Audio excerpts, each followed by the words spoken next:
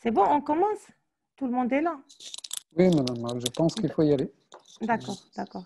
Il y a C'est même... Ahmed, enfin, vous voulez qu'on commence? Bismillah, je crois qu'il est temps, comme ça, là. Ça va, il y a suffisamment de monde, on peut commencer. d'accord. Parfait. D'accord. Bismillah. Bismillah. Ma قلت يا أستاذ بسم الله الرحمن الرحيم. Bonsoir tout le monde. On vous souhaite la bienvenue dans ce webinaire organisé par le CHU Tanger Tétouan El Hoceima sous le thème les soins infirmiers et Covid-19. C'est à l'occasion de la journée internationale de l'infirmier. C'est une journée qui est célébrée chaque année le 12 mai.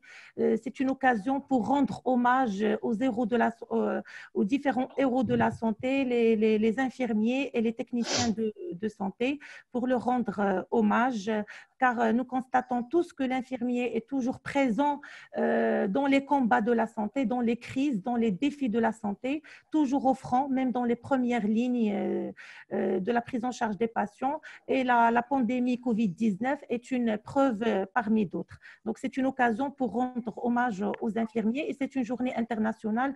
D'ailleurs, il y a même des infirmiers de Genève qui sont connectés avec nous ce soir. Donc, avant de présenter le programme scientifique, je donne la parole à monsieur le directeur du CHU Tanger Tétouan El Hoceima, professeur, mon maître, professeur Harif, pour introduire cette journée. À vous la parole, professeur Harif. Bien, merci, madame Mrad.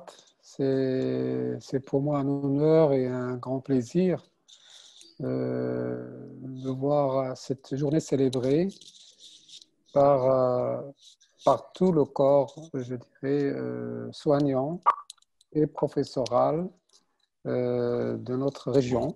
Et ça fait vraiment plaisir de voir ce type de manifestation se tenir malgré la situation exceptionnelle que vit le pays. J'ai eu tout à l'heure, j'étais en conférence avec des collègues en France, et en France, il n'y a pas trace d'une manifestation en l'honneur des infirmiers à l'occasion de cette journée. Donc, c'est vrai qu'ils honorent les infirmiers, ils disent tous les jours, mais ceux que je connais qui sont de Paris, de Nancy et d'une autre ville en France, ben, il n'y a aucune trace et ils ne fêtent même pas cette journée. Donc, nous sommes vraiment fiers de voir ça se faire chez nous, et particulièrement dans notre région du Nord, qui connaît beaucoup de dynamique et qui, on l'espère, sera bientôt une des régions où l'innovation, le développement de l'offre de soins seront de mise. Je voudrais ici rendre beaucoup hommage à ceux qui ont fait que cela soit possible, et à leur tête, Madame Amrat, c'est elle qui a, avec Madame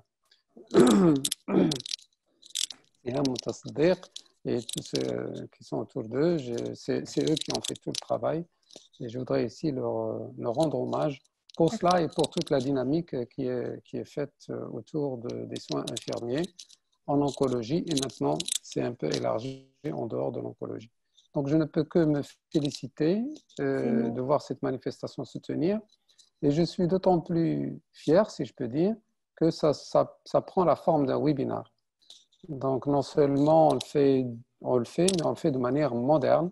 Et j'espère que cela ouvrira la voie à un support ou à un nouveau mode je dirais, de communication et de développement et de formation et de collaboration entre tous je dirais, les acteurs du système de santé dans la région. Donc, c'est vraiment une source de fierté pour moi.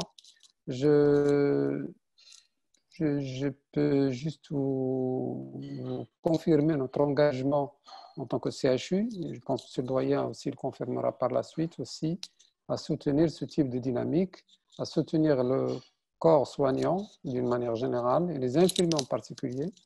Il n'y a pas lieu ici de revenir sur l'importance du rôle infirmier dans les soins.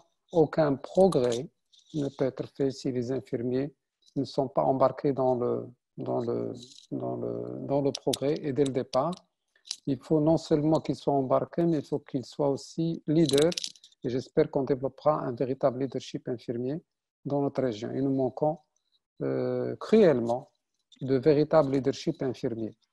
Et ce n'est pas parce qu'il manque, mais juste parce que l'occasion ne leur est pas donnée, mais il n'y a aucune raison qu'on ait des infirmières qui font de la recherche, des infirmières qui font de la pédagogie, de la formation, des infirmières innovantes qui participent à l'innovation dans l'offre de soins. Donc voilà notre rêve collectif, j'espère qu'on le réussira. Je ne sais pas, Madame Mrabet va nous parler peut-être d'un projet, un projet de revue.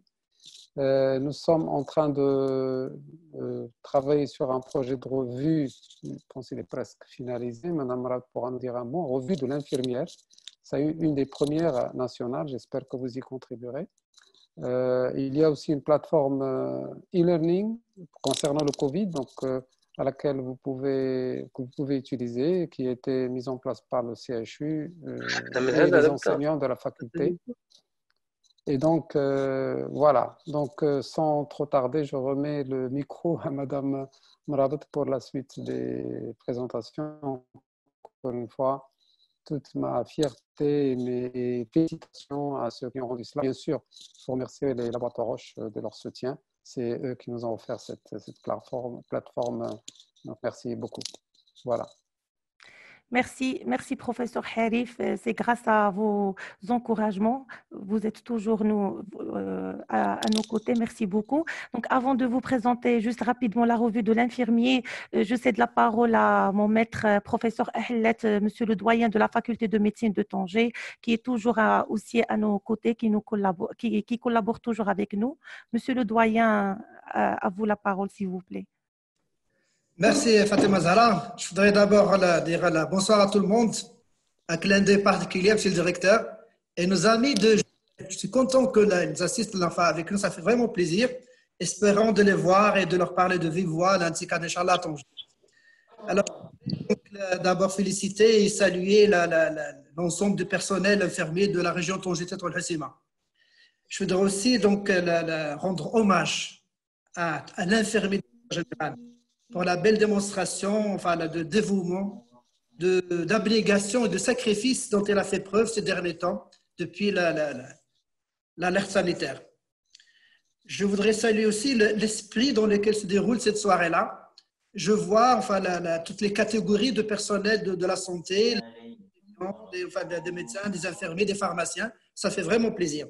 Enfin, je voudrais vous saluer particulièrement, Fatima Zahra, pour votre acharnement et votre présence. Cette soirée réussie, c'est en grande partie grâce à vous. Merci à tout le monde et à vous la parole. Merci, monsieur le doyen, professeur Ahlet. Voilà, il y a professeur Harif. Donc, avant d'introduire la journée, il y a professeur Harif qui a parlé d'un projet scientifique. C'est celui d'une revue scientifique. C'est une revue de l'infirmier. C'est une revue qui est dédiée à l'occasion de la Journée internationale de l'infirmier. Une revue scientifique pour rendre hommage aux infirmiers, pour valoriser les compétences de l'infirmier et aussi pour améliorer tout ce qui est savoir pratique et savoir procéduraire pour l'infirmier. Et c'était le temps d'avoir une plateforme scientifique spécialement dédiée afin que l'infirmier soit à la page d'une science, voilà, de la science continue. Et la particularité de cette revue, dont le nom c'est Au cœur des soins, le nom déjà ça reflète la réalité parce que les infirmiers sont au cœur de la prise en charge des patients. La particularité que c'est la rédactrice en chef, c'est une infirmière, c'est une cadre infirmière du CHU de Tanger-Tetouan-El-Hoceima, c'est Madame Moussa Saddeq Sihem. C'est elle qui a proposé pratiquement toutes les rubriques de la revue. Je pense, c'est Adil, est-ce que vous pouvez partager la revue? Vous m'entendez?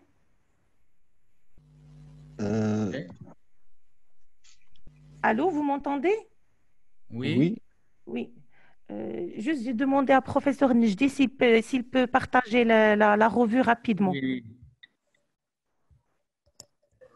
Donc, en attendant le partage, j'étais en train de dire que c'est Madame Moutasaddeq, une cadre infirmière au CHU. C'est elle la rédactrice en chef. C'est elle qui a choisi le nom au cœur des infirmiers. C'est elle qui a choisi les rubriques de la revue. Et dont le comité de rédaction est constitué de plus de 50% des infirmiers. Et la majorité, je dirais plus que la majorité, 95% des articles ont été rédigés, écrits par des infirmiers et des techniciens de santé. Donc, je leur dis bravo. Voilà, c'est une revue dont on aura, Inch'Allah, 3 numéros par an. Le premier numéro, c'est celui-là. Le deuxième, c'est en décembre. Donc, voilà, on partage juste rapidement avec vous la forme et le contenu. On a fait le numéro spécial, un spécial Covid-19 pour ce premier numéro. Voilà, puisque ça coïncide avec la pandémie Covid-19. Et voilà les rubriques dont j'ai parlé. Il y a la rubrique Actu Soins, dont on parle des actualités. Là, il y a la rubrique Savoir pratique, la rubrique Dossier spécial, donc c'était le dossier Covid-19. Il y a rubrique Pôle d'excellence, il y a rubrique Zoom sur une équipe. Et dans ce numéro spécial, on a fait Zoom sur une équipe de la réanimation de Mohamed VI, vu le travail d'équipe, d'efforts qu'ils fournissent chaque jour pour les malades Covid-19. Donc, on n'a pas bien sûr la version imprimée, vu les conditions actuelles et le risque de contamination. Il n'y a que la version téléchargeable. Donc, vous aurez à la fin de ce webinaire un site ou le lien pour télécharger le PDF de la revue directement du site du CHU de Tanger, Tétouan El Hoceima. Et vous aurez aussi une adresse mail de la coordinatrice si vous voulez envoyer des articles pour le prochain numéro ou si vous avez des propositions. Donc voilà, merci beaucoup. C'est bon, vous m'entendez? Oui, bien sûr, on vous Très, entend. très bien. D'accord, j'ai l'impression que je parle toute seule. Non, on a D'accord, d'accord. On vous entend très bien, Stéda. Merci, merci. Donc, juste avant de commencer la réunion scientifique, il y a quelques recommandations à suivre, s'il vous plaît. Essayez d'utiliser des écouteurs pour éviter les échos. On va vous mettre tous en mute pour ne pas déranger l'audio, les orateurs et les modérateurs, s'il vous plaît. Celui qui veut prendre la parole, même pour les orateurs et les modérateurs, il doit s'assurer que le micro est activé. Aussi, s'il vous plaît, pour les participants, si vous voulez poser des questions, il faut les poser directement sur le chat qui est du côté droit de votre écran ou sur la conversation. Et c'est aux modérateurs qui vont choisir les questions les plus pertinentes ou les plus importantes pour les poser. Et juste, il faut bien préciser l'orateur à qui vous voulez proposer ou poser vos questions. Et je voulais vous dire aussi, désactiver les caméras. C'est seulement l'orateur qui est en train de présenter ou les modérateurs qui vont laisser leur caméra pour ne pas alourdir la plateforme. Et enfin, je vous informe que la session est enregistrée. Et bien sûr, j'oublie pas de remercier l'équipe de Roche pour leur soutien, pour leur accompagnement, pour tout ce qui est logistique et technique. Merci beaucoup l'équipe Roche. Donc voilà, on commence la session sans trop tarder. Il y aura 3 sessions et qui sont les 3 sessions dédiées aux activités de soins infirmiers et Covid-19, donc concernant toutes pratiquement les spécialités. Et la plupart des présentations et des communications sont faites et qui seront présentées par des infirmiers ou des techniciens de santé. Je leur félicite parce que en plus du stress des gardes et la prise en charge des patients Covid, ils avaient aussi un stress de plus de préparer les communications. C'est leur effort personnel. Ils ont fourni un effort important. Je le remercie énormément.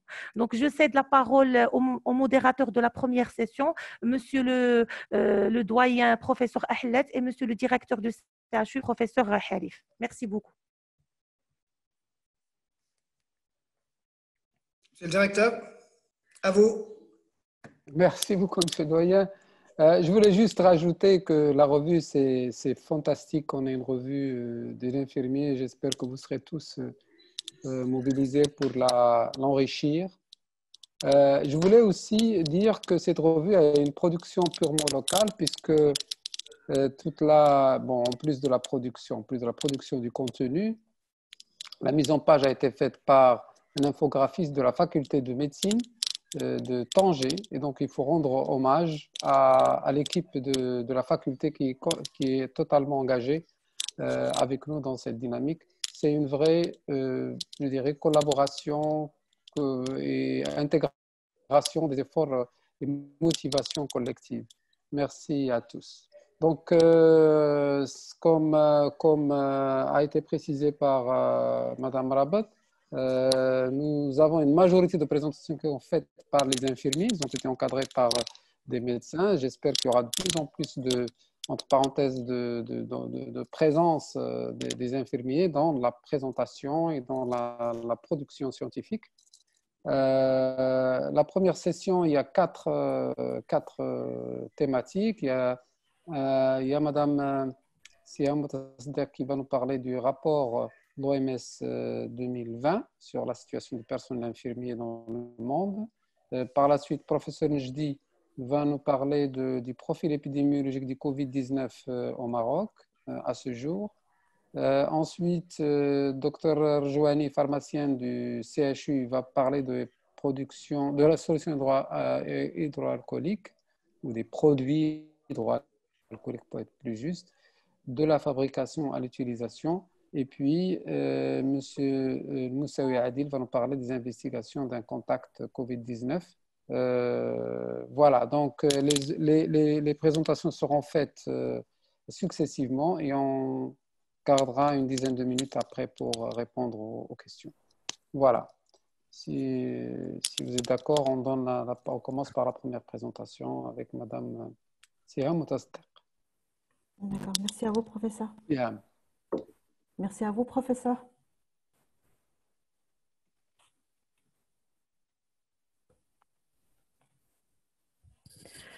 Bonsoir. Bonsoir, professeur. Merci à vous, professeur Al-Marad. Merci à tous nos enseignants, chers collègues infirmiers, infirmières. Donc, ce soir, c'est notre jour, c'est notre journée internationale de l'infirmier. Donc, cette journée, c'est un grand merci pour tous nos infirmiers, étant donné moi-même, qui sont devant le front, bien sûr, dans cette pandémie. Nous allons gagner la bataille, mais aussi, nous allons aussi lutter pour que ce soit vraiment un personnel infirmier qui, bien sûr, qui va évoluer et également qui aura, bien sûr, toute sa contribution pour le système de santé. Alors, cette année-là, normalement, donc l'année 2020, c'est une année qui a une certaine particularité dans le sens où c'est une année qui commémore, bien sûr, le 200e anniversaire de Florence Nightingale, la doctrine des soins infirmiers modernes.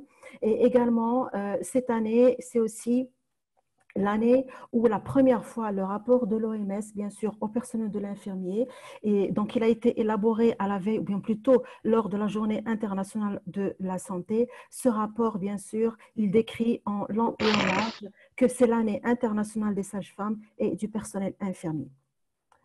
Alors, la situation du personnel infirmier dans le monde, donc comme vous voyez ici sur ce slide, c'est un investissement dans l'information, l'emploi et le leadership. Donc, c'est un rapport qui a été élaboré par l'OMS en coordination avec le Conseil international des infirmiers et bien sûr Nursing Now.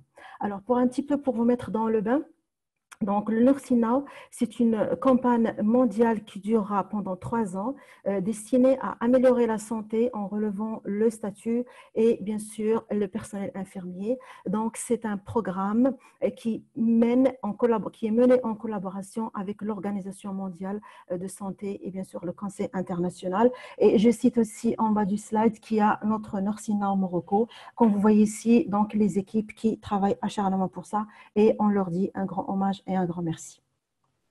Alors, à titre, bien sûr, d'information, le Conseil international des infirmiers, bon, c'est une fédération fondée en 1899, donc elle regroupe 130 associations nationales d'infirmières, donc représente presque 20 millions d'infirmiers et d'infirmières dans le monde. Donc, le Conseil international des infirmiers, il vise bien sûr à améliorer les progrès dans les connaissances en sciences infirmières au niveau mondial et rendre une profession infirmière qui constituera une force de travail compétente et satisfaisante.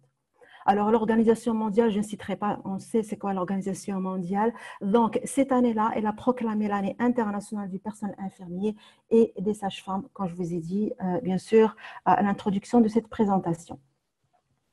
Alors, pour cette synthèse, normalement, c'est un résumé d'orientation. Donc, ce premier rapport sur la situation du personnel infirmier, et il met en exerce l'investissement dans la formation, l'emploi et le leadership.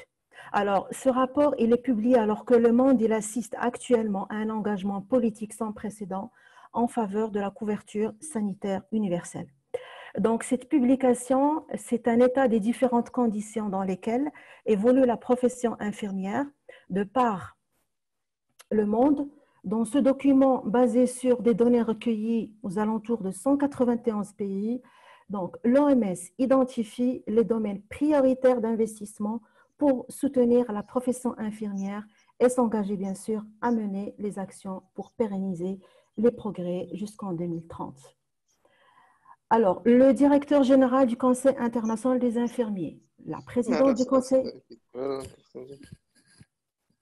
Alors, le directeur général du Conseil international des infirmiers, la présidente du Conseil international des infirmiers, ils disent à haute voix que dans l'intérêt du peuple et sa sécurité économique, il faut investir dans les soins infirmiers et bien sûr qu'on mérite des meilleures conditions et plus d'investissement, sachant que le personnel infirmier forme le plus vaste groupe professionnel du secteur de santé, représentant environ 59% des professions de santé.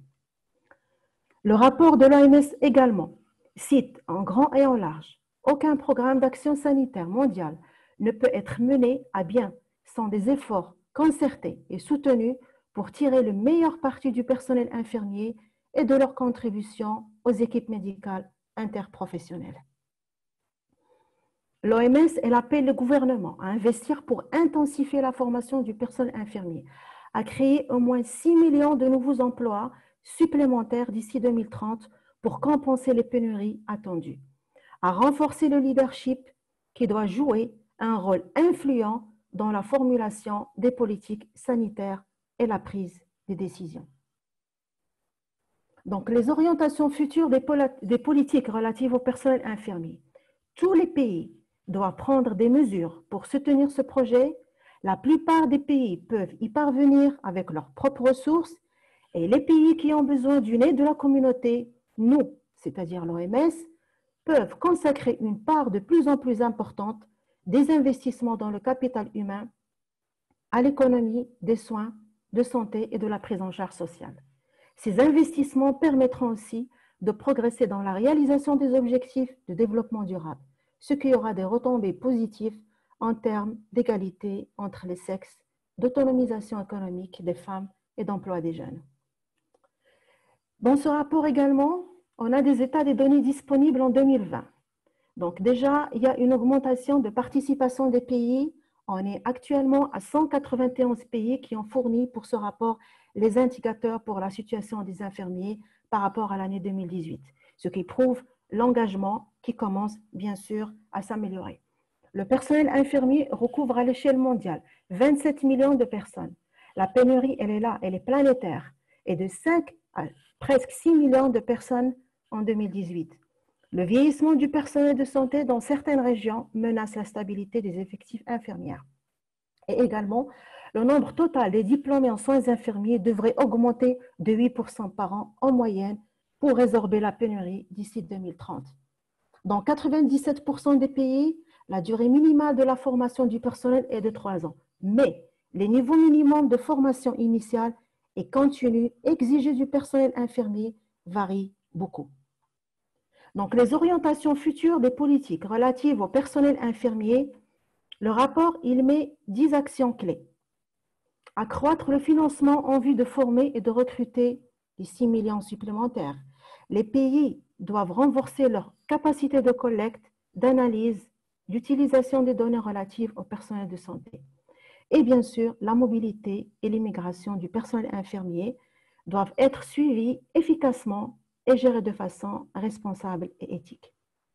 Également, et ça c'est un point qui est très important, les programmes de formation initiale et continue doivent former un personnel infirmier qui doit être un moteur de progrès et suivre l'évolution, bien sûr, technologique. Le leadership et la gouvernance sont des aspects essentiels du renforcement du personnel infirmier. Il reste les responsables de planification et les organismes de réglementation doivent optimiser l'apport de la pratique infirmière. Les décideurs, les employeurs, les organismes de réglementation doivent également coordonner leur action à l'appui du travail décent. Les pays doivent délibérément prévoir des politiques sur le personnel infirmier qui soient soucieuses de l'égalité des genres. Et bien sûr, la modernisation de la réglementation de la profession, le dialogue intersectoriel qui doit être mené par le ministère de la Santé des pays et les directeurs de soins infirmiers. Si on peut dire, les politiques sur le lieu de travail doivent cibler les entraves en maintien en poste du personnel infirmier. Elles doivent notamment soutenir les modèles de soins dirigés et les pratiques avancées en soins infirmiers. En termes de conclusion, ce rapport a présenté des données factuelles solides sur le personnel infirmier. Ces éléments, bien sûr, sont nécessaires pour soutenir le dialogue sur les politiques et faciliter la prise de décision et avancer sur la voie des objectifs, bien sûr, du développement durable. Donc, les gouvernements nationaux, avec l'appui des partenaires nationaux et internationaux, doivent renforcer sur 3 points.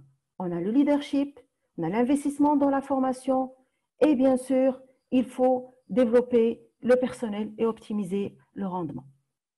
Merci à vous, chère équipe et chers collègues infirmiers, chers soignants de l'hôpital Mohamed VI, bien sûr de la réanimation, à tous nos infirmiers, à tout notre personnel, au laboratoire du CHU, bien sûr, pour le travail qu'ils font. Mille merci, nous allons gagner la bataille, Inch'Allah.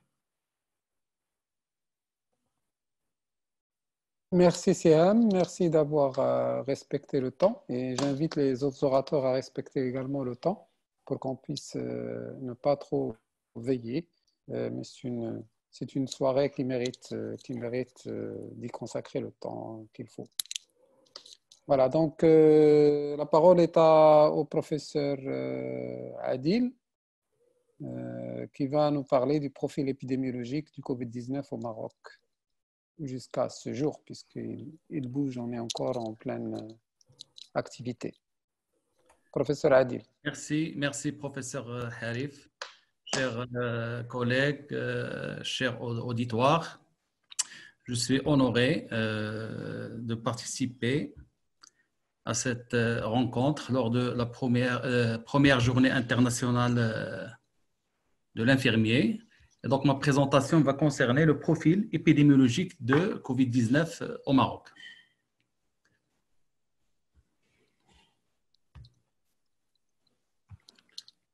Voilà. Alors, il s'agit d'une maladie transmissible émergente qui est liée à une infection par une nouvelle variante du coronavirus. Donc, c'est la maladie Covid-19. Le virus, c'est le SARS-CoV-2. C'est une maladie qui a d'emblée commencé par un mode épidémique. D'ailleurs, le 31 décembre 2019, le bureau de l'OMS en Chine a été informé des cas de pneumonie d'origine inconnue. Et le 7 janvier 2020, le SARS-CoV-2 a été identifié par les autorités chinoises. Donc, si on fait la comparaison avec l'épidémie, première épidémie en 2002 du SARS-CoV-1, les choses sont déroulées très vite. Et ceci a été fait à juste titre parce que le 11 mars déjà, 2020, l'Organisation mondiale de la santé a déclaré la nouvelle épidémie du coronavirus une pandémie mondiale, ce qui n'était pas le cas lors de l'épidémie de SARS-CoV-1. À ce jour, c'est-à-dire après 3 mois et demi, on a plus de 4,2 millions de cas cumulés au niveau mondial, plus de 2,4 millions de cas qui sont toujours actifs et non guéris. Malheureusement, plus de 288 000 décès à travers le monde et seulement 35% qui sont complètement guéris, avec un taux de létalité moyenne au niveau mondial égal à 6,7%. On va voir que ce taux de létalité il diffère en fonction des pays. Une prédominance masculine légère par rapport aux femmes. Et puis, un autre constat également important, c'est que les pays du Sud, notamment le continent africain, sont peu touchés par rapport aux autres continents. D'ailleurs, si on regarde un petit peu cette distribution spatiale, on voit que les pays les plus touchés par l'épidémie sont les pays de l'Europe, les pays de l'Amérique du Nord et puis récemment la Russie. Alors que les pays du Sud, notamment les pays africains, sont moins touchés. Et ceci n'est pas seulement sur le plan nombre de cas, mais également sur le plan gravité et nombre de morts. Alors ceci est peut être partiellement expliqué, mais quand même, il y a beaucoup de questions qui demeurent et la recherche elle est encore ouverte pour expliquer un peu ce gradient nord-sud qui est cette fois-ci en faveur des pays du Sud.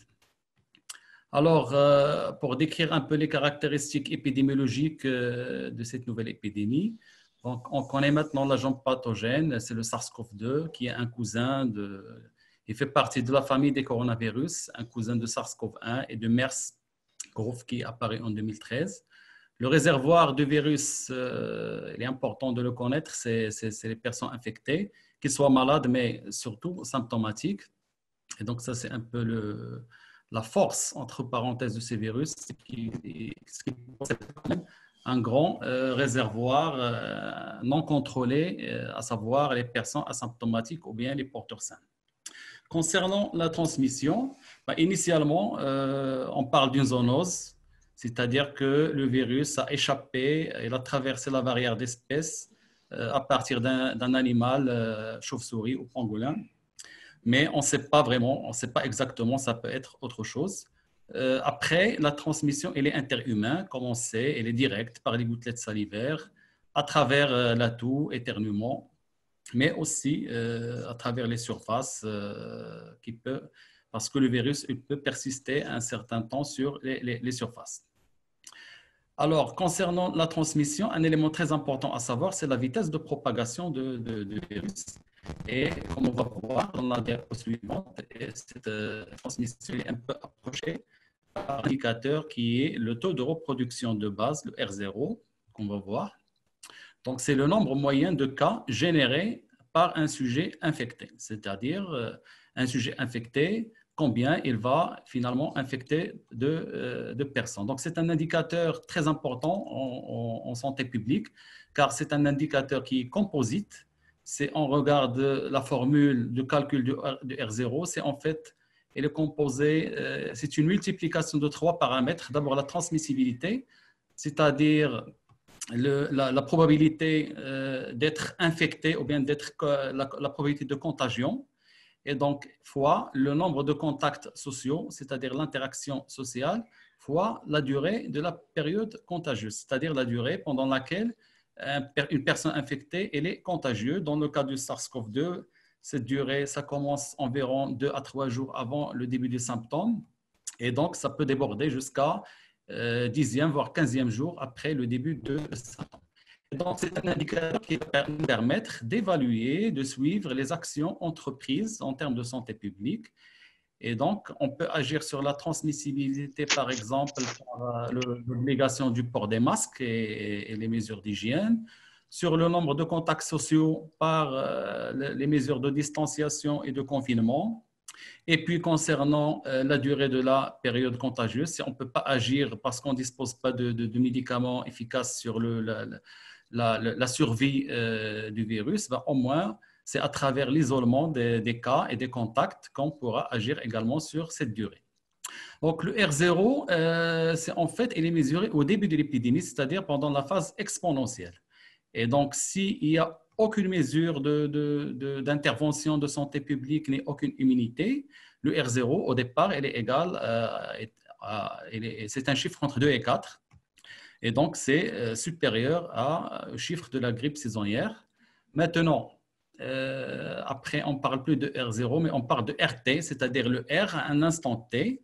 Et donc, quand le RT il est supérieur à 1, alors à ce moment-là, l'épidémie il est toujours en expansion, il est toujours actif. Quand le RT est inférieur à 1, alors à ce moment-là, l'épidémie, on sait que l'épidémie est en voie d'extinction parce que le RT il est inférieur à 1. Si par exemple 10 patients vont contaminer 8, par exemple, et après les 8 vont contaminer un chiffre qui est inférieur, et donc au fur et à mesure du temps, l'épidémie va disparaître. Toujours dans les caractéristiques de cette maladie nouvelle, l'ordre réceptif, c'est-à-dire l'histoire naturelle de la maladie, on sait jusqu'à maintenant et de façon un peu globale que les porteurs asymptomatiques sains constituent 30% des cas, les formes simples à modérées constituent 56% des cas et les formes sévères, voire critiques, constituent 14% des cas. Aussi, concernant l'immunité post-infection, il est toujours incertain. Et selon quelques études, il reste seulement 1 à 2 mois après l'infection. Enfin, pour les facteurs de risque, il y a les facteurs de risque de transmission, c'est-à-dire ils sont liés au non-respect des mesures, et puis les facteurs de risque de forme grave et de décès, qui sont l'âge, la comorbidité, etc. Qu'en est-il de la situation au Maroc? Alors, le premier cas confirmé au Maroc, c'était le 2 mars 2020. Le deuxième cas confirmé, c'était le 4 mars 2020. Et à ce jour, c'est-à-dire après 2 mois et demi environ, on a plus de 6400 cas cumulés et 188 décès malheureusement. Le taux de létalité au Maroc, il est environ de 3%, donc il est largement inférieur à celui du niveau mondial. Et ça peut s'expliquer de différentes manières, on va voir tout à l'heure. Le taux d'incidence cumulé, il est de 179 nouveaux cas par million d'habitants. Et puis, on a jusqu'à maintenant plus de 3200 malades qui sont non déclarés guéris, c'est-à-dire qui sont toujours hospitalisés ou bien isolés dans les structures de soins. Regardons la courbe épidémique des nouveaux cas COVID-19 au Maroc. C'est une courbe qui est intéressante à regarder. D'abord, l'allure de la courbe, on peut voir que cette courbe, elle est composée de vagues successives. On peut dire que chaque vague est la fille de la vague précédente. Et donc, au début, les vagues s'en suivent de manière en s'agrandissant. Et ça témoigne que le RT, il est supérieur à 1 parce que chaque vague donne naissance à une vague qui est plus grande. Et donc, chaque patient infecte plus d'un patient. C'est ça l'explication. Et actuellement, on ne sait pas, on ne peut pas se prononcer vraiment sur la vague actuelle, mais il a une tendance à l'aplatissement. Ça veut dire que le RT, il est vraiment proche de 1. J'ai ajouté également dans ce schéma certaines dates un petit peu clés quand même pour nous au Maroc. La première date, le 9 mars, c'est la date de suspension du vol Maroc-Italie. Le 13 mars, c'est la suspension des cours au niveau des établissements scolaires et universitaires. Vers le 15 mars, suspension des vols internationaux, puis la fermeture des lieux publics, cafés, restaurants, salles de sport, salles de cinéma et mosquées, etc.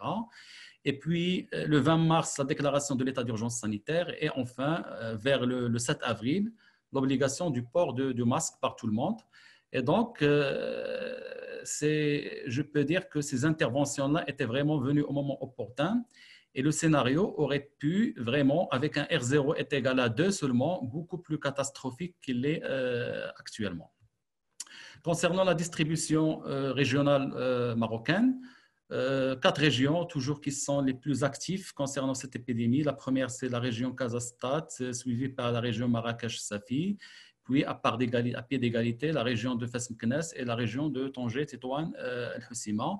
Et bien sûr, il faut noter qu'il y a des régions avec 0 cas, notamment Dakhla ou Dahab, et des régions avec peu de cas, comme l'Ayoun, Gulmim et également la région de l'Oriental. Concernant la répartition des cas au Maroc en fonction de l'âge, en examinant cet histogramme, on remarque que les tranches d'âge les plus fréquentes, ce sont les tranches d'âge qui restent jeunes quand même. Et donc, ça peut expliquer le faible taux de mortalité chez nous au Maroc. Concernant l'histoire naturelle ou bien la présentation clinique globale de la maladie au Maroc, selon des statistiques un petit peu plus anciens, on a 17% quand même de cas modérés et 5% de cas critiques à sévères. Mais actuellement, les cas critiques sont inférieurs à 2%. Et donc, ça prouve que la prise en charge s'est améliorée au fur et à mesure du temps. c'est justement, on regarde cette courbe qui montre l'évolution de la mortalité par Covid-19 au Maroc.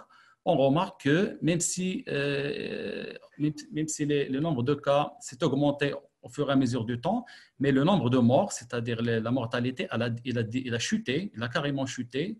Et d'ailleurs, depuis 2 jours, on a zéro cas de décès. Et cela peut s'expliquer notamment par l'amélioration de la prise en charge au niveau de la réanimation, mais aussi de la prise en charge précoce des malades, et ceci grâce au dépistage qui est également précoce. Et justement, ce dépistage s'est beaucoup amélioré récemment, et ceci parce que d'abord, grâce à l'extension de centres et de laboratoires de dépistage au Maroc. Donc, on fait plus de tests de dépistage, mais aussi grâce à l'élargissement des définitions des cas qui sont devenus plus larges et donc plus sensibles. Et donc, on inclut beaucoup plus du monde. Et donc, ça permet vraiment de dépister le maximum de personnes suspectes. Concernant un autre indicateur important, c'est le taux de positivité des cas, c'est-à-dire le pourcentage des cas positifs parmi les cas dépistés. On regarde également que ce taux a tendance à diminuer au fur et à mesure du temps. Et ceci donc est lié justement à la stratégie du ministère de Santé qui vise quand même le traçage et le suivi de tous les cas contacts et de leurs contacts. Et donc, c'est naturel que ce pourcentage diminue. Mais j'aimerais bien noter également ici un autre point important, que les cas actuellement la majorité des cas qui sont découverts positifs actuellement, ce sont des cas qui sont repêchés parmi les cas qui ont été des contacts. Et donc, ça montre qu'on n'a pas vraiment de transmission communautaire et que le suivi des contacts, il est vraiment sous contrôle. Donc, en conclusion, il y a 3 constats actuellement. D'abord, l'épidémie au Maroc, elle est maintenue en phase 2, donc sans passage à la phase 3. Deuxièmement, notre système de soins n'a pas été débordé et donc ça a été l'objectif justement du confinement et de l'aplatissement de la courbe épidémique. Et troisième constat, c'est que nous avons une mortalité qui est très basse par rapport à celle qui est observée dans notre pays. Donc, ceci, bien sûr, et la résultante de la riposte adaptée, efficace, bien sûr, tant sur le plan politique que sur le plan de santé publique. Mais bien sûr, il ne faut pas oublier les efforts acharnés de nos personnels soignants qu'il faut vraiment saluer. Alors, une dernière petite question s'impose quand même, c'est la question de déconfinement. On ne peut pas ne pas parler de déconfinement, surtout que la date s'approche du 20 mai. Alors, d'abord, ce déconfinement, moi, je le vois comme une levée progressive des mesures appliquées, c'est-à-dire mesure par mesure. Déconfinement, ça ne veut pas dire que les autres mesures ne vont être enlevées. Et puis, il faut commencer par les régions froides. Qu'est-ce que ça veut dire froide? En se basant justement sur des critères scientifiques. Le premier critère, c'est une diminution du RT qui doit être vraiment inférieur à 1. Et il y a même qui parle d'un RT inférieur à 0,7 pour plus de sécurité. Deuxième indicateur, c'est les cas actifs doivent être inférieurs à 5 cas par 100 000 habitants et par semaine. Et bien sûr, ces deux paramètres doivent être stables, c'est-à-dire une stabilisation de ces 2 paramètres pour une durée au moins de 15 jours. Un troisième critère, c'est le taux de létalité qui est inférieur à 3,6, et ça, on l'a déjà. Proportion des formes sévères et critiques qui est inférieure à 10%, et ça, vraiment, on est dans cette situation. Et dernier critère qui est la capacité en réanimation qui ne doit pas être dépassée, et ça, vraiment, on n'est pas dans cette situation. Donc, pour conclure, nous sommes sur la bonne voie, mais il faut continuer. On n'est pas vraiment sorti d'affaire. C'est un effort qui doit être continu et acharné. Mais si on continue nos efforts de la même façon, la situation sera, Inch'Allah, très bien vite résolue. Et je vous remercie.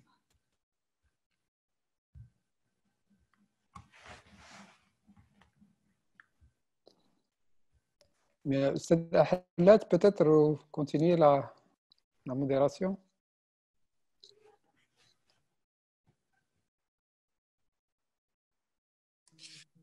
C'est autour donc, de la communication, les produits hydroalcooliques, de la fabrication à l'utilisation.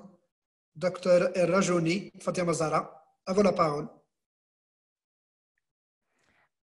Juste si vous permettez, Oui. si vous permettez aux orateurs, merci de défiler par le clavier et pas par la souris parce que ça abîme les diapos. Merci. Bonsoir tout le monde. Bonsoir. Donc, on n'avait pas un spammer avec nous qui s'amusait sur les diapositives. C'était juste docteur professeur Nejdi qui... Voilà, c'est plus... Tout à fait, oui. Ça marche, c'est plus rassurant. Merci. Bonsoir tout le monde. Bonsoir. D'accord, vous m'entendez? Oui, oui, très bien. Donc, merci professeur Harib, merci monsieur le doyen, merci à l'équipe organisatrice de m'avoir associé à cet événement aussi important. Donc voilà, je vais partager le... Donc voilà. C'est bon? C'est en cours, c'est bon. C'est bon? C'est bon, oui. Donc, aujourd'hui, je vais essayer de vous présenter brièvement les produits hydroalcooliques de la fabrication jusqu'à l'utilisation. Ainsi, mon intervention s'organise comme indiqué dans le slide. Donc, il y a l'introduction après les formes galéniques, ensuite la composition et ensuite le protocole de préparation d'une solution hydroalcoolique. Ensuite, un bilan des réalisations de CHI, puis les précautions d'emploi, puis foire aux questions. Donc, tout d'abord, j'aimerais bien préciser la différence qui existe entre les désinfectants et les antiseptiques. Donc, selon la norme AFNOR, 10e édition de la pharmacopée, les désinfectants et les antiseptiques sont des produits utilisés pour tuer ou stopper la croissance des micro-organismes, comme les bactéries, les virus et les champignons. Donc, ces sont généralement confondus. Leur usage est pourtant différent. Le désinfectant s'utilise sur des surfaces inertes. Par contre, l'antiseptique s'utilise sur les tissus vivants, comme la peau saine, les muqueuses ou les plaies. Qu'est-ce que c'est un produit hydroalcoolique? Le mot hydroalcoolique est composé de deux mots. Hydro, c'est-à-dire l'eau, et alcoolique, c'est-à-dire l'alcool. Donc, les produits hydroalcooliques sont des mélanges d'eau et d'alcool contenant normalement 60 à 90% d'éthanol ou d'isopropanol. Les produits hydroalcooliques sont des antiseptiques pour les mains et entrent dans la catégorie des produits biocides de type 1, c'est-à-dire des produits biocides destinés à l'hygiène humaine. Ils agissent par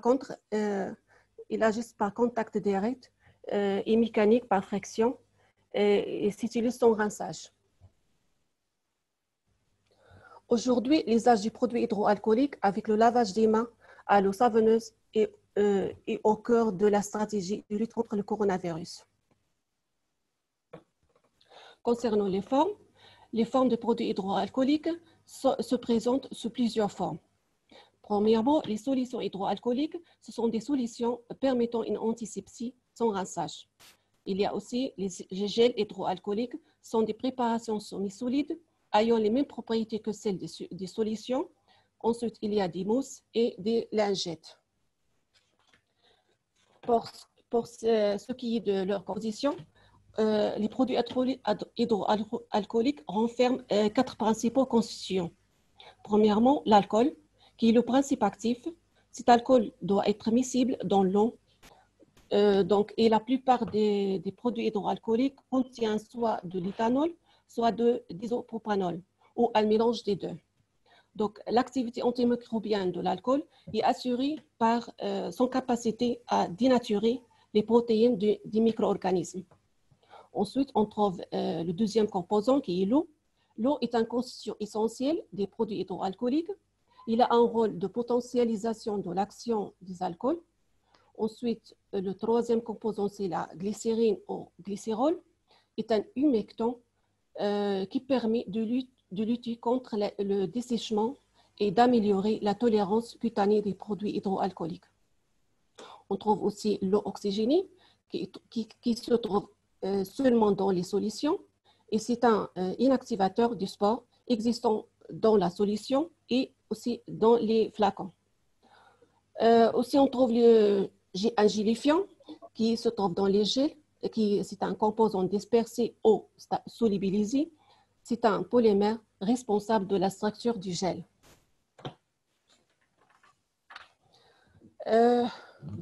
Concernant le protocole de préparation des solutions hydroalcooliques, je vous invite à regarder ce photo GIF qui se réfère au protocole de fabrication recommandé par l'OMS. Donc, pour tenir 5 litres de solution hydroalcoolique, il faut mélanger 4,15 litres d'alcool plus 20,8 ml d'eau oxygénée et 7,25 ml de glycérine et on complète à 5 litres d'eau. Donc voilà la préparation, c'est au niveau du CHU, au niveau de l'atelier de CHU.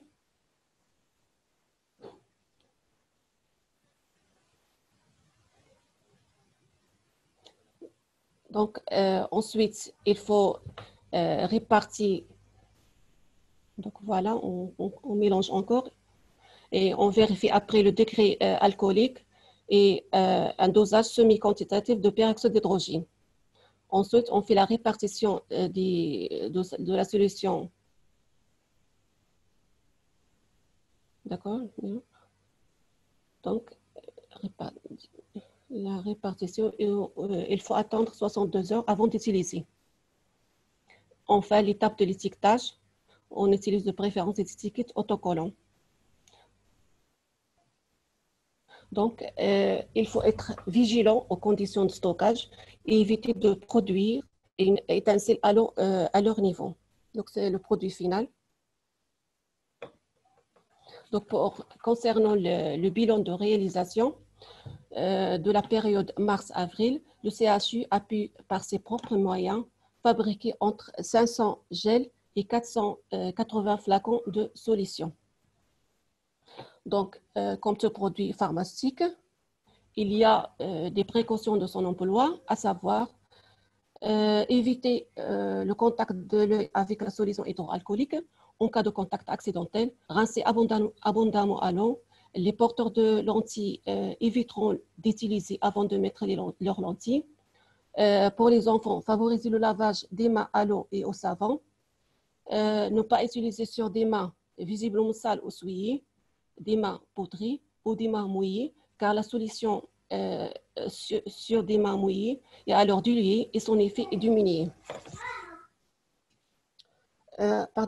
Il y a aussi ne pas utiliser après un contact avec un patient atteint de parasitose, comme la gale ou les peaux. Donc ici, il y a le lavage est impératif. Bien fermer les flacons pour éviter l'évaporation de l'alcool et tenir éloigné des sources d'incendie comme des flammes et des étincelles. Concernant les techniques d'utilisation, je vous invite à regarder une vidéo donc, sur les techniques de la fraction de solution hydroalcoolique.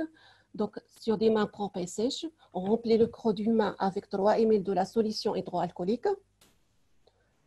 Donc, ensuite, paume contre paume par moment de rotation.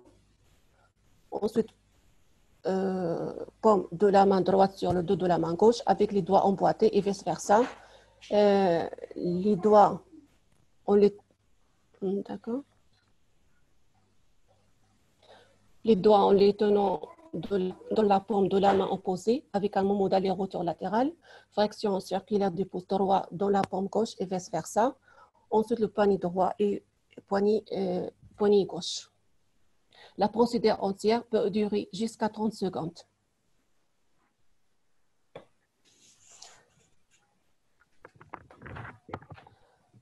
Donc, on passe maintenant à la foire aux questions. Il y a plusieurs questions qui sont posées par les gens. Donc, j'essaie de rassembler environ 15 questions. Donc, la première, et les solutions sont-elles plus efficaces que les gels? Non. Une étude montre que les gels sont aussi efficaces que les solutions, à condition que la teneur en éthanol soit supérieure à 70%. Deuxième, pourquoi ne pas utiliser de l'alcool à 60 degrés? Ça coûtera moins cher. L'alcool seul est très desséchant et très volatile, ce qui diminue le temps de contact. Puis-je utiliser les solutions hydroalcooliques si j'utilise des gants poudrés? Non. Après le port des gants poudrés, il faut se laver les mains pour éliminer la poudre résiduelle. Au bout de combien de frictions faut-il se laver les mains? Il n'y a rien de systématique. Un lavage des mains sera nécessaire en fonction des personnes, en fonction des types de solutions hydroalcooliques, en général après 4 ou 5 applications. Quelle est la durée de conservation d'une solution hydroalcoolique une fois ouverte? La durée de conservation dépend de votre solution hydroalcoolique, en général entre 1 mois et 6 mois. Puis-je utiliser les solutions hydroalcooliques pour désinfecter mon stéthoscope? Non. Les solutions hydroalcooliques sont indiquées pour le traitement hygiénique des mains, pas pour la désinfection du matériel. Les solutions hydroalcooliques sont-elles toxiques ou cancérigènes? Non. On peut dire qu'il n'existe pas de risque particulier et selon un rapport de la SAPS, l'analyse effectuée par la SAPS n'a pas pu identifier un risque sanitaire supplémentaire cancérogène ou reprotoxique ou neurotoxique. Pardon? Par voie cutanée ou inhalée. Y a-t-il un risque de passage de l'alcool dans le sang? Oui, mais très faible. Les données scientifiques montrent que la quantité d'alcool absorbée est négligeable et se situe au-dessous du seuil de toxicité humain. Peut-on utiliser les solutions hydroalcooliques chez les femmes enceintes? Oui, il n'existe pas de contre-indications chez les femmes enceintes. Les solutions hydroalcooliques sont-ils toxiques par ingestion? Oui, une publication présente un cas d'une tentative de suicide. Donc, attention aux solutions hydroalcooliques dans les chambres en fonction de l'état psychologique des patients. Puis, j'utilise une crème hydratante. Oui, elle contient des émollients et entraîne moins de sécheresse et d'irritation de contact que non. Puis j'utilise une crème hydratante. Oui, on peut utiliser une crème hydratante. La solution hydroalcoolique est-elle efficace dans toutes les situations?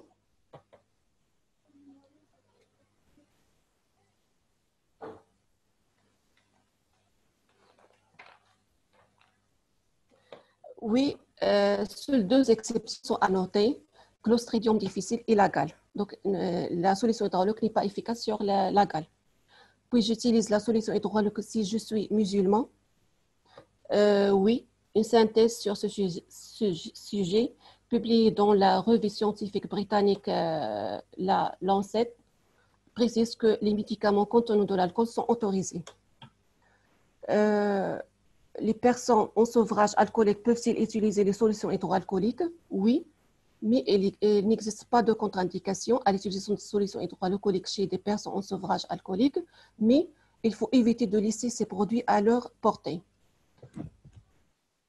Finalement, on peut conclure que les produits hydroalcooliques sont indispensables par leur action préventive durant cette période de pandémie COVID-19. Merci pour votre attention.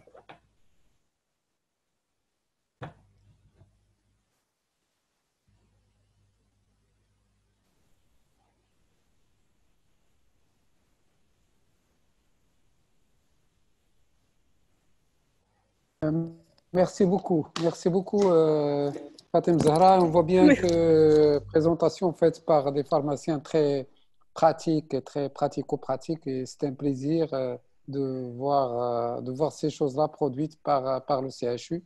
Et peut-être il y a des gens qui demandent la formule pour la produire au niveau de leurs hôpitaux également.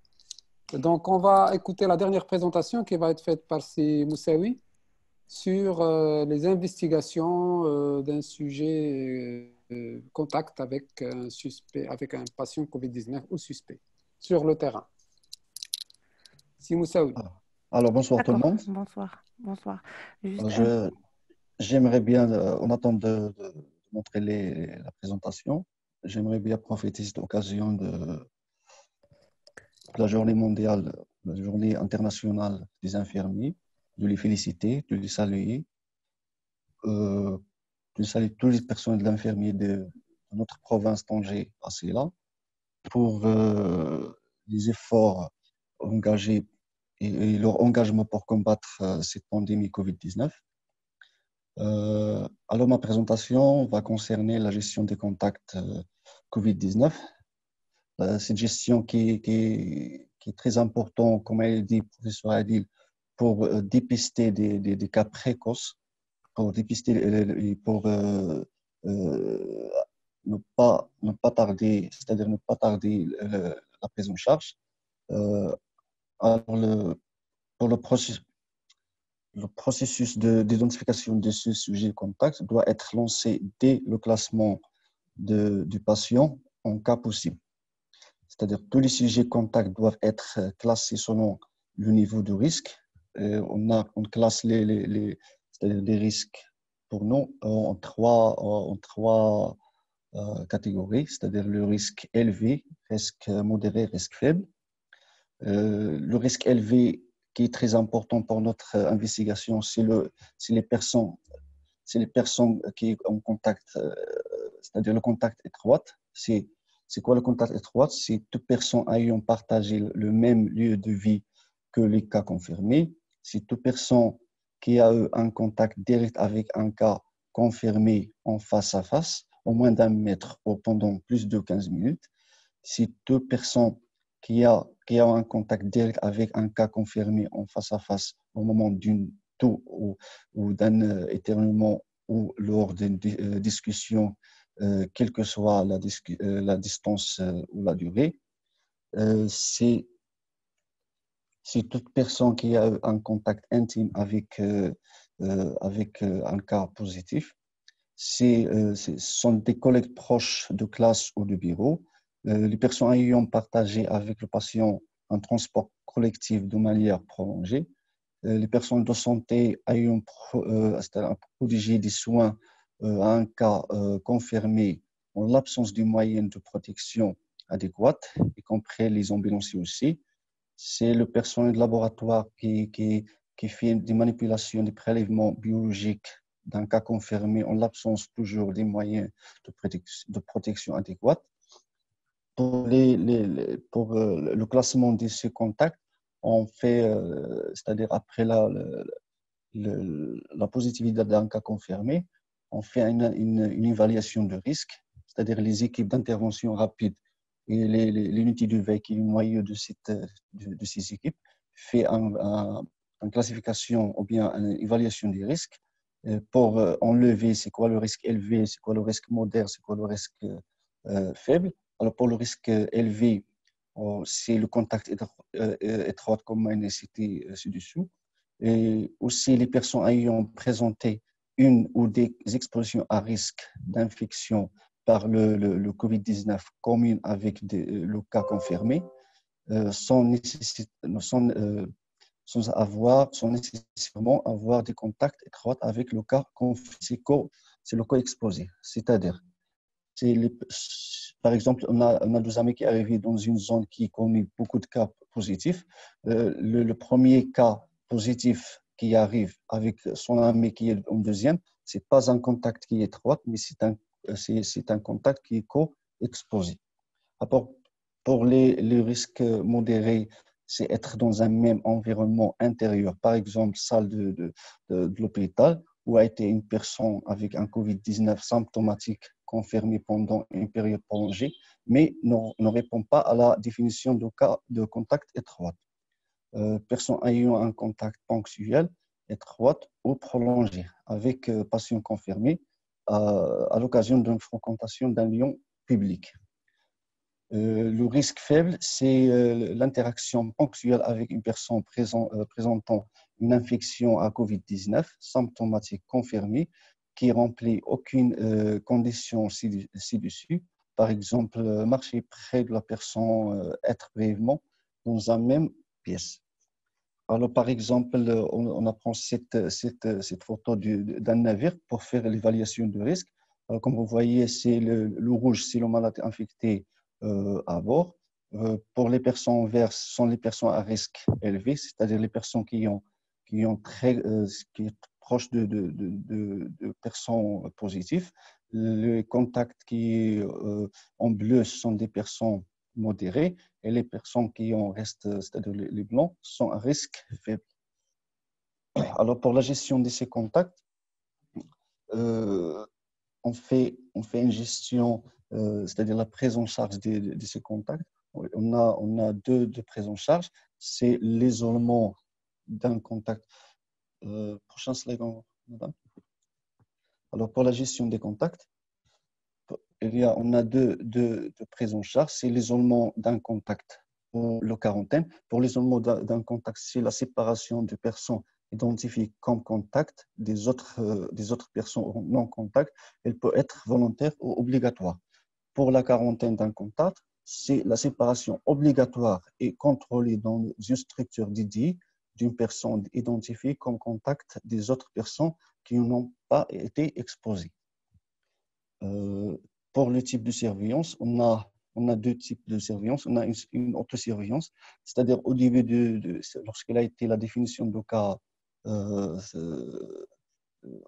avant de changer la définition de cas pour les cas positifs, on a une autosurveillance, c'est-à-dire que les personnes, les contacts faits des mesures biquotidiennes de la température via un thermomètre strictement personnel et la vigilance vis-à-vis de signes cliniques et évacuateurs de cette COVID.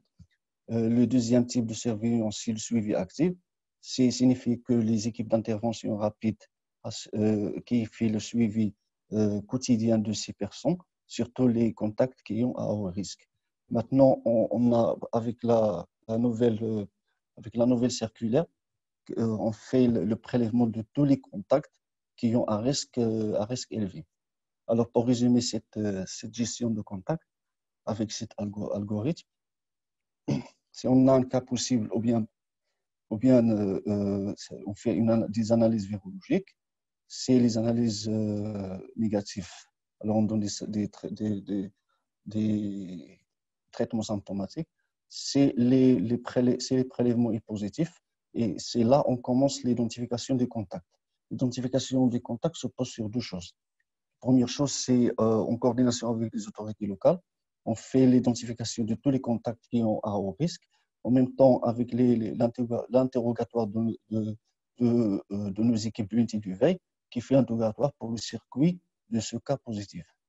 Après, on fait l'évaluation du risque et comme ça, on fait nos investigations pour faire des prélèvements ou bien faire l'isolement volontaire. Alors, avant de terminer, j'aimerais juste vous donner quelques chiffres pour le travail qui est fait par les équipes d'intervention rapide chaque jour. On a une moyenne de 35 appels par jour pour les contacts.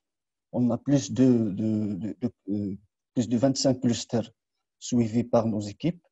On a aussi le nombre de contacts suivis par ces clusters, c'est plus de 350 positifs. On a le nombre de contacts, plus de 2500 contacts qu'on a été suivis dès le début. La moyenne des sorties qui est faite par les équipes d'intervention rapide, c'est 15 sorties par jour. Et j'aimerais féliciter nos équipes, les équipes d'intervention rapide et même les équipes de CES qui font le suivi des contacts. Et merci.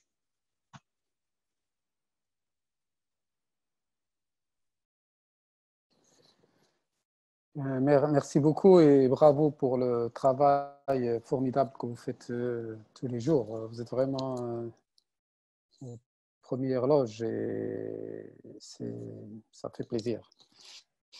de voir l'engagement collectif pour lutter contre ce mal qui...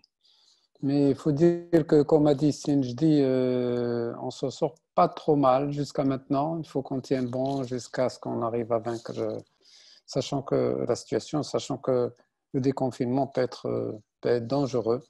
Et l'histoire a montré que certaines périodes où le déconfinement a été fait de manière hasardeuse étaient mortelles. Alors, on est en retard un peu. On peut prendre quelques minutes ou quelques questions rapides. En tout cas, toutes les présentations ont été félicitées par les participants et c'est tout à fait mérité. Vous avez fait d'excellentes présentations, bien documentées. Je ne sais pas, je n'ai pas vu de questions franches sur une des présentations.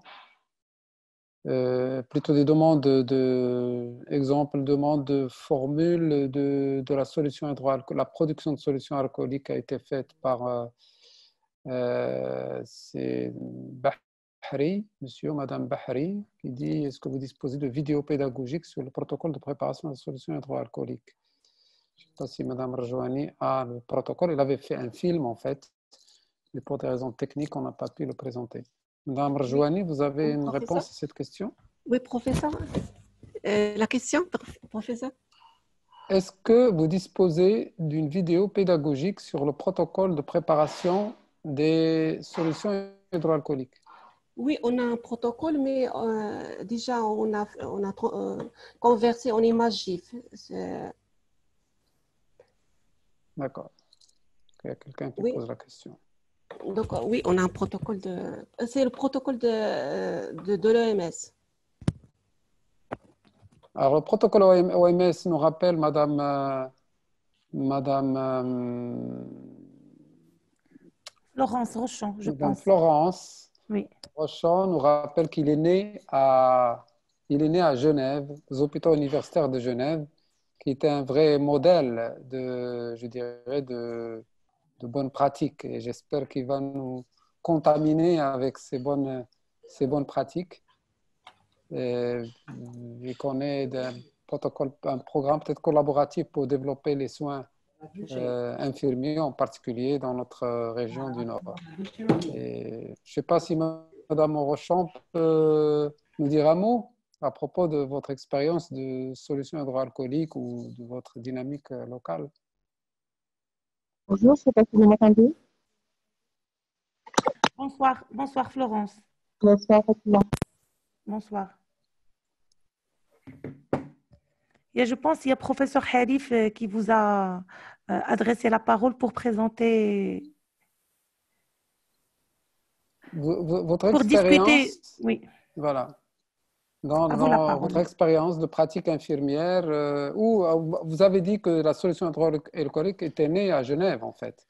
Et je donnais l'exemple de Genève comme un modèle de développement.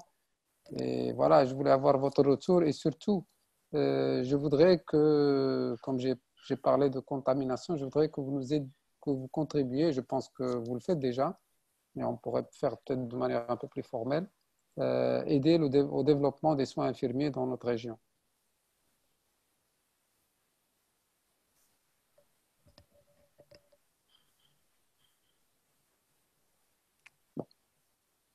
Florence?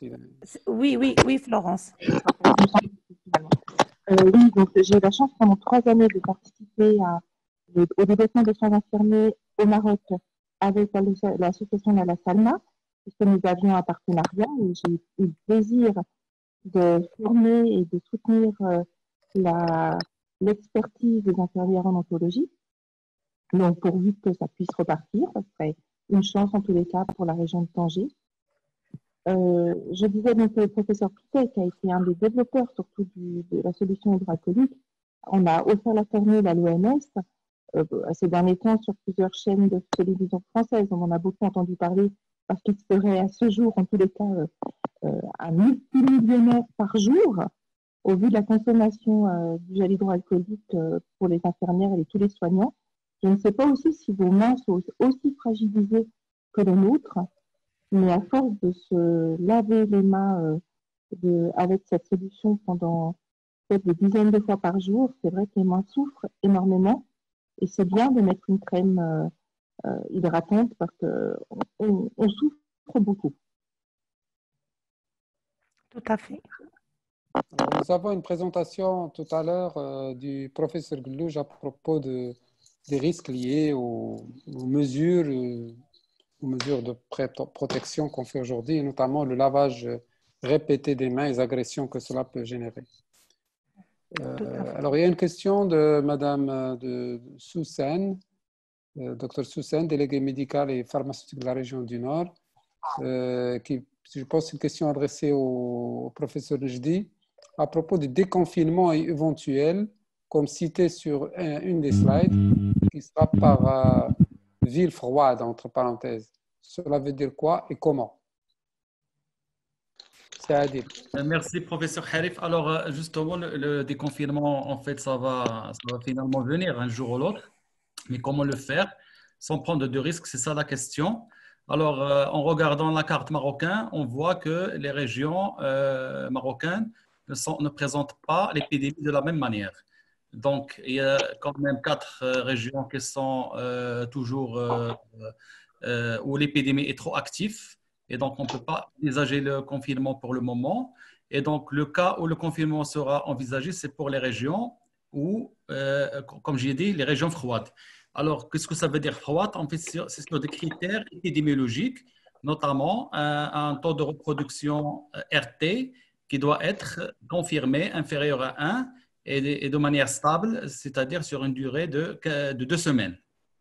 Et puis, une incidence qui est inférieure à 5 cas par 100 000 habitants par ville. Donc, ça, c'est les 2 critères épidémiologiques. Et bien sûr, la diminution de la gravité et de la mortalité. Et donc, je pense qu'il y a des régions marocaines qui s'apprêtent finalement à cette définition, à ces critères. Et donc, on va voir les autorités après le 20 mai si ces critères sont stables. Mais dans tous les cas, le déconfinement ne sera pas brutal. Dans tous les cas, même pour les villes candidates, le déconfinement, ça veut dire certaines catégories professionnelles pourront regagner leur travail.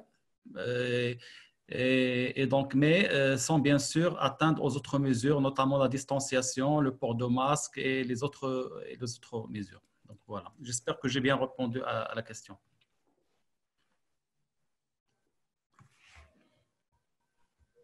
Merci. Et peut-être que le Maroc, comme à l'accoutumée, il va apprendre aussi des mots de déconfinement. Aujourd'hui, en Europe et un petit peu dans le monde entier, on est en train de déconfiner. Donc, on va sûrement réanalyser. C'est le modèle dont tu as parlé, Sinjdi. En France, ils ont mis des sortes de cartographie, effectivement, en prenant en considération tous ces périmètres. Les gens qui travaillent, ils ont obligé que dans l'espace de travail, au moins 4 mètres carrés de possibilité de distanciation dans les lieux de travail, le port de masque obligatoire dans les lieux publics et dans les transports publics. Il faut voir qu'est-ce que cela, puisque nous avons encore plus d'une semaine, pratiquement une dizaine de jours, ou enfin, non, on a à peine une semaine, mais on va voir un peu ce que cela a impacté sur le plan épidémiologique et peut-être apprendre des choses. Exactement. Alors, merci beaucoup. Je ne sais pas si professeur Ahlad, si vous avez une remarque avant de donner la parole au modérateur de la deuxième session. Non, ça va, il y a d'autres questions qui viennent, mais je crois qu'à mon avis, on va passer à la prochaine. Tout à fait, monsieur le doyen. Merci beaucoup au modérateur, monsieur le directeur et monsieur le doyen. Merci aux orateurs. Et on passe à la deuxième session. On passe dans le vif, on rentre dans le vif du sujet, la prise en charge des patients Covid positifs, du bilan radiologique, passage en réanimation jusqu'à la prise en charge des complications cardiaques des traitements. Donc, je donne la parole au modérateur, professeur Olmate et professeur Khallouk. Merci. Merci.